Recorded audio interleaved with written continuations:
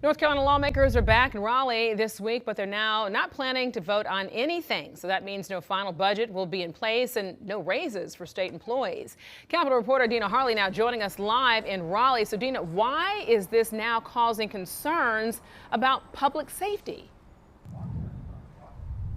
Because no budget means no raises for those state employees, including state employees that work inside of our prisons and jails all across North Carolina. These are prisons and jails that have been dealing with staff shortages already for years now.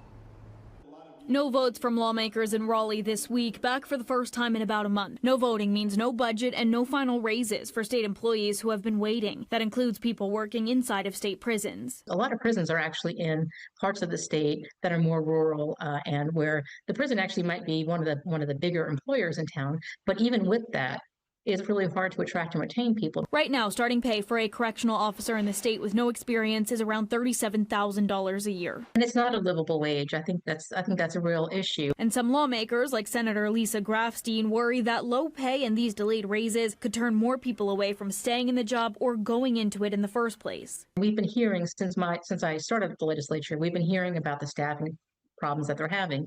That does include things like shutting down different wings of a prison, for example, and that means that people are living in much smaller, tighter spaces because they don't have the staff to staff the whole prison. That's not safe. She says it's not only unsafe for the people incarcerated, but for prison staff as well. When folks go to work and they feel themselves not to be safe because they don't have adequate staffing and people are working longer shifts, it's really hard for them to feel safe at work.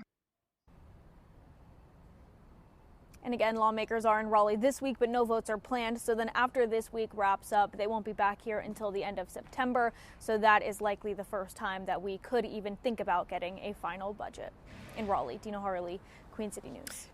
Queen City News Plus. Just search Queen City News on your smart TV's app store.